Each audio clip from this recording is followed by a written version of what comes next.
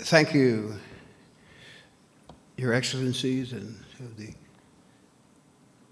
honored guests, ladies and gentlemen. I am just overwhelmed by the opportunity to stand here after hearing so many outstanding speakers. Now, I'm a preacher, and anytime a preacher stands before a congregation, there's two things that he thinks of them, and that's preaching and receiving an offering. But I am just excited because I'm blessed to have a wonderful wife of 48 years. She sits there.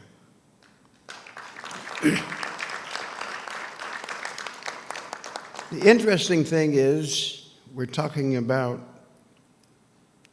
peace. Well, in these 48 years, we've never had a single argument. We had multiples. But the thing that kept us together, and I'm going somewhere with this, and I promise I'm not going to keep you long, but what kept us together was not our differences. It was the things that we have that's alike. Too frequently, in the world of religions, we have great debates about what we don't agree on.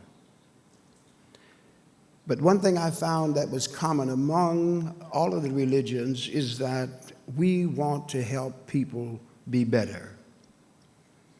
And because we focus on that, now I'm a member of an ecumenical group in Washington where most of the religions that we've had here, or quite a few of them, are a part of it.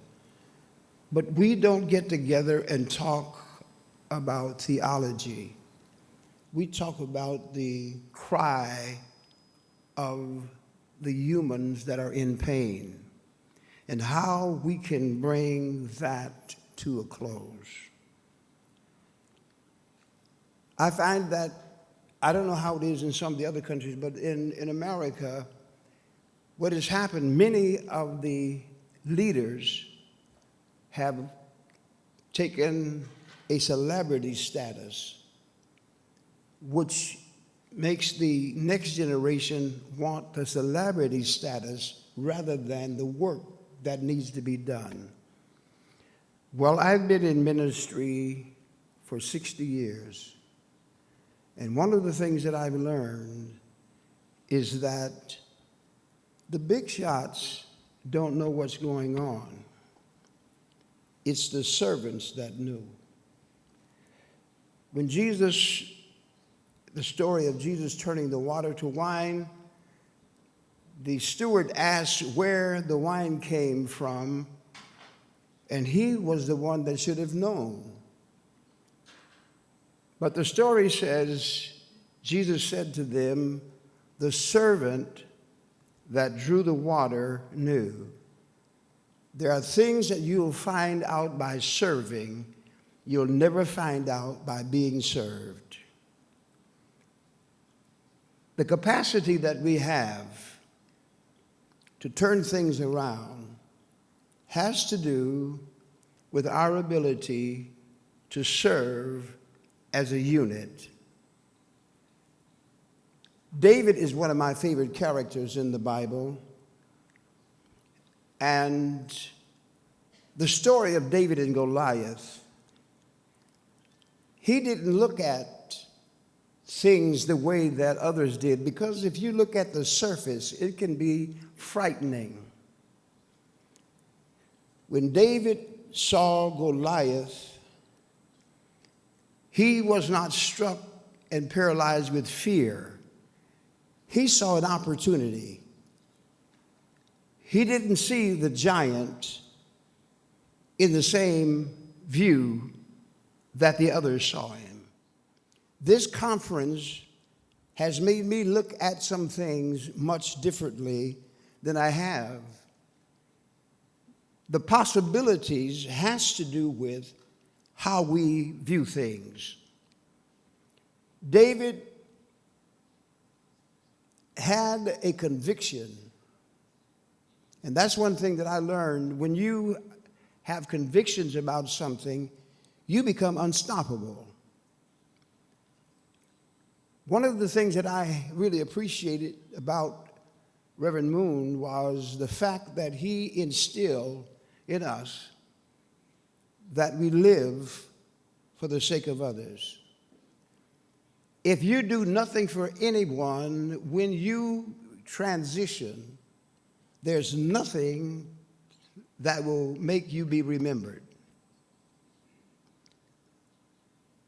This is the second anniversary of Reverend Moon's transition. But here we are today, still talking about one that has transitioned because of what he has done.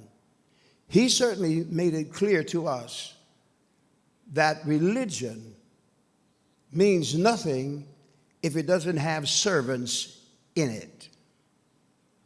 Let me close. I told you I wouldn't be long. David looked at Goliath, and his motive was different than those that I said earlier looked at him. They saw a giant too big to hit. David saw a giant too big to miss. We have to look at the situations that we are facing in this world as religious leaders. The giant is there. But that means that with the right stone, we can't miss him. You don't even have to aim. And I'm not suggesting violence. I'm only saying from a parabolical statement, together we can bring down any giant that is opposing the coming together of us as religious leaders. One last thing. Historically, every leader elected or placed in place had a spiritual leader to partner with. That's one of the things that's very important in our world today, is our leaders need us to give them spiritual guidance. Of course, you can't give it if you don't have a relationship with the Supreme Being. I spend a lot of time praying because the things that I see going on in the world, I believe that the Universal Peace Federation, got to say it right, have done some fantastic things. And I'm just pleased to be a part to help get it done. There is no job that's too small when you're a servant. You will never get to the next level if you don't do something on the level you're on. I was elected in March of this year to become the presiding bishop of one of our major Pentecostal organizations in America and in other countries. I'm amazed at being where I am because I was born in the state of Michigan and was a very poor group. My mother had 7 children. My father left her with all 7 of us, but she kept us together. And one thing she told me that sticks with me today, she said, poor is what you are, but not who you are.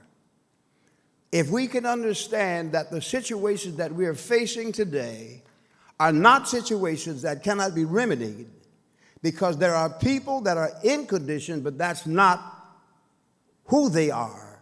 They're there, not by choice, but we can help them to get out of what they're in, like I was helped.